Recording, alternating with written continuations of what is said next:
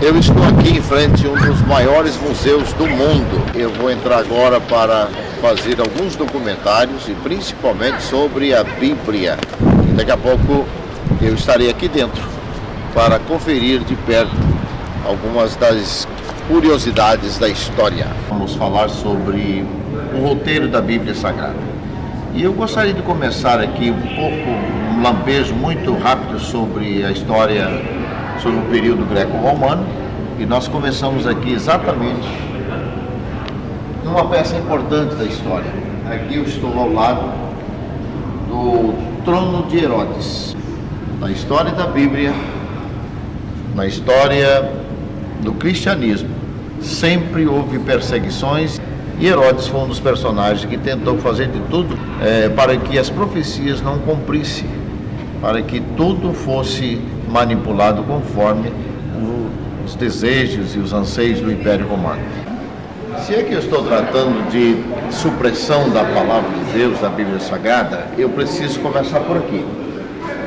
Até o final do terceiro século, a Bíblia foi desenvolvida, veio com liberdade a partir dos oráculos divinos, como dos profetas, os cânticos que eram usados no culto judaico. Logo em seguida, nós vamos ter as cartas paulinas, e ambos esses períodos, a Bíblia foi acessível a todo e na língua do povo. O que estava programado no reino das trevas por Satanás era que, através dos impérios, ele usaria a própria igreja para suprimir a palavra. Eu tenho aqui, e aqui está um dos personagens importantes, que é Constantino. Ele faz parte da história da igreja. Por quê?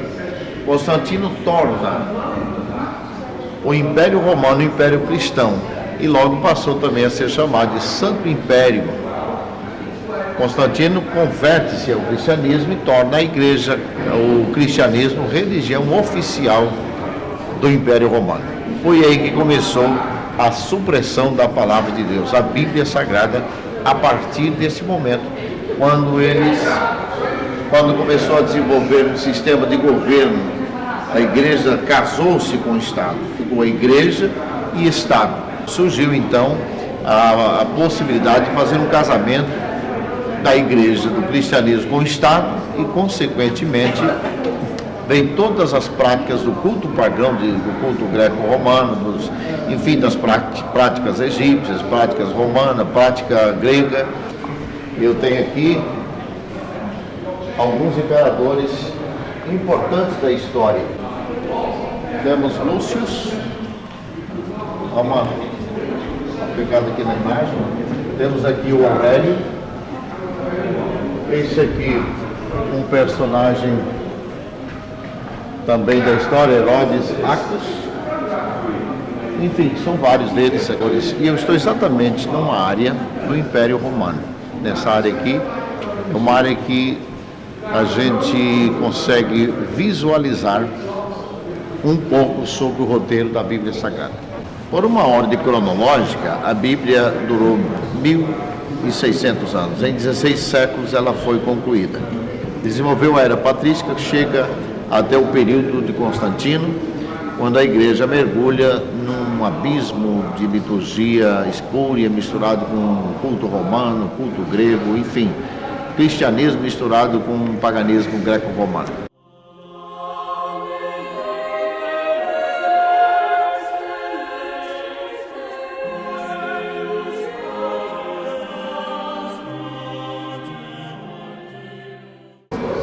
Houve um homem chamado Jerônimo. Jerônimo é contemporâneo de Agostinho. Esses dois homens foram grandes ensinadores de profundidade da Bíblia. Quando chega a tradução de Jerônimo, ela passa a ser exclusividade do clero. Quem tinha acesso à Bíblia eram os padres, os monges, o Papa, e então a Bíblia não era mais prerrogativa de comuns, as pessoas não poderiam ler a Bíblia. A história continuou, surgiu duas linhas teológicas e litúrgica, uma da Igreja Imperial, Igreja Católica Romana, chamada Igreja Imperial, Outra saiu pela tangente de vários grupos de crentes que desenvolveram a história do cristianismo puro, puritano, ligado à patrística, lá no terceiro século.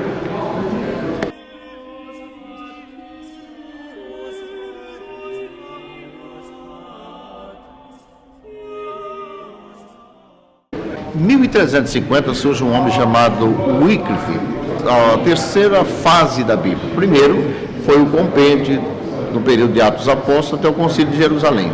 Segundo foi a tradução de Jerônimo.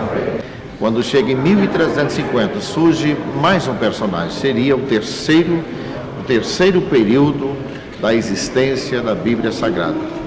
É o chamado John Wycliffe. John Wycliffe, ele traduziu a Bíblia da tradução de Jerônimo, que foi 1000 anos antes. Ele traduziu a Bíblia de Jerônimo para a língua inglesa. Qual era o sonho de John Wycliffe? John Wycliffe diria: se a Bíblia foi na língua dos judeus, os profetas foi na língua dos judeus, os cânticos foi na língua do povo, se Paulo escreveu na língua do povo, por que os ingleses não poderiam ter a Bíblia na sua língua? E foi por aí que ele começou. Manualmente, ele traduziu a Bíblia, que a primeira era uma Bíblia gigante, uma Bíblia grande, que ele enviava pregadores autorizados de cidades a cidades, levando aquela Bíblia para que pudesse ser folheada em logradouros públicos, em regiões onde as pessoas tivessem acesso, um leitor da Bíblia, para que o povo pudesse ouvir. Assim começou a raiar uma luz, e esse grande homem pré-reformador do século III, do 1300, ele foi chamado de a estrela da manhã, porque ele trouxe luz para quem estava na escuridão. Bem, John Wycliffe, ele fez o seu trabalho, desenvolveu uma história bonita, mas John Wycliffe, ele foi condenado. 40 anos depois da sua morte, ele foi condenado pelo Papa, pela Santa Inquisição, e 40 anos depois foi mandado tirar os seus restos mortais, os seus ossos, e levar diante do tribunal da Inquisição. E ele foi julgado. Foi queimado os seus livros, a sua Bíblia, e foi queimado também os seus ossos. 40 anos depois de sua morte, ainda foi julgado pelo clero. Mas foi um homem que trouxe a luz. Ele descobriu a graça reveladora de Cristo nesse período, quando ele lia a Bíblia, e ele queria que a graça fosse revelada a todos da época. Depois de Jerônimo vem um outro tradutor chamado Erasmo de Roterdã.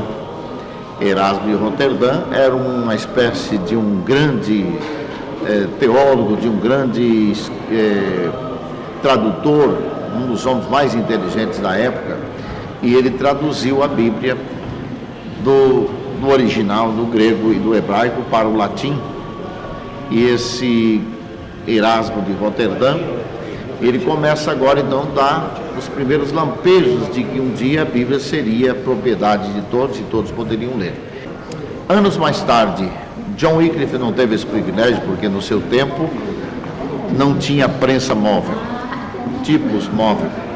100 anos mais tarde surge então, Gutenberg criou a imprensa, ou seja, a prensa.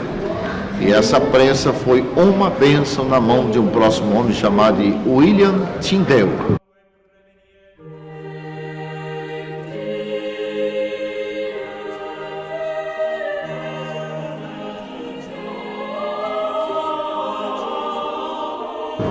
William Tyndale foi um homem que fez um trabalho gigantesco. Ele tentou, dentro da Inglaterra, tentou que a população inglesa tivesse a Bíblia nas mãos, mas não foi ajudado pelo clero. O clero não o ajudou. Ele tentou uma ajuda com Tunstall, que era bispo da igreja de St. Paul na época.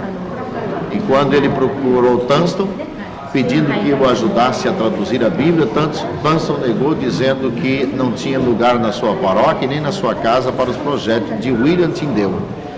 William Tyndale, vendo que não tinha chance de fazer esse trabalho, ele saiu da ilha, saiu do Reino Unido e foi para o continente. Ele se hospedou e ficou um tempo na casa de alguns ingleses no continente e traduziu a Bíblia. Ao traduzir a Bíblia, ele contrabandeia essas Bíblias para a Inglaterra. Fez a impressão de 15 mil exemplares da Bíblia. Mais tarde, Tunstall, que era o pastor da igreja, o bispo da igreja de St. Paul, na Inglaterra, em Londres, ele tentou agora comprar, ele mandou alguém comprar exemplares da Bíblia. E William Tyndale, de alguma forma, sabia que ia ser queimado essas Bíblias, mas vendeu segundo a orientação do colega que foi até ele. Ele recebeu um bom dinheiro e entregou as Bíblias. E Tunstall queimou aqui na Inglaterra, queimou todas as Bíblias. Tyndale ficou muito triste com isso, porque não só Tyndale sabia, como o próprio Tunstall sabia como era difícil a tradução da Bíblia.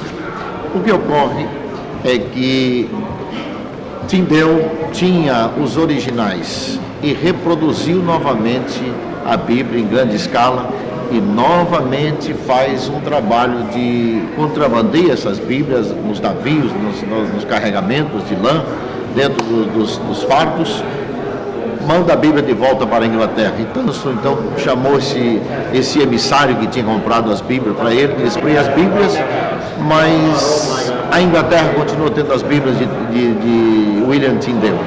Então, esse amigo de Tunstall disse: o senhor comprou os exemplares, mas não comprou os originais. E ele tem a reprodução. Foi assim que aconteceu. Quando a Reforma Protestante se estabeleceu entre os impressos, entre a tradução de Jerônimo, entre a tradução de Erasmo de Roterdã, entre a tradução de John Wycliffe e depois o Novo Testamento que Martinho Lutero traduz na Alemanha, a Reforma Protestante chega ao século XVI, com Vitória. E Martinho Lutero vai dizer então que os escritos de Wycliffe, ou seja, as traduções de Wycliffe e de Tyndale, foi uma bênção de Deus. Era como se os anjos fossem mensageiros juntos na reforma. Todo um plano de Deus para que a Bíblia novamente viesse a ser propriedade de todos os comuns. E assim que desenvolveu a liberdade da leitura da Palavra de Deus. A Escócia tem uma história muito interessante de grandes ensinadores como Quinó e outros, a Genebra como João Calvino, a Alemanha como Martinho Lutero, e todos eles orbitaram em torno, em torno do interesse da Bíblia Sagrada. Bem, uma das metáforas mais bonitas foi a de John Wycliffe, quando ele morreu, 40 anos depois, foi julgado e as cinzas dos seus ossos foram ajuntadas e jogadas em alguns rios. No primeiro rio foi o Twister, que era um rio que foi correndo de um rio para outro até chegar no mar. E essa metáfora vai dizer que John Wycliffe foi como uma semente que caiu nos canais, nos rios da Inglaterra e correu para os mares e caiu no oceano e todo mundo foi invadido pela palavra de Deus. Assim, nós encerramos aqui um pequeno roteiro sobre a existência da Bíblia em nossas mãos.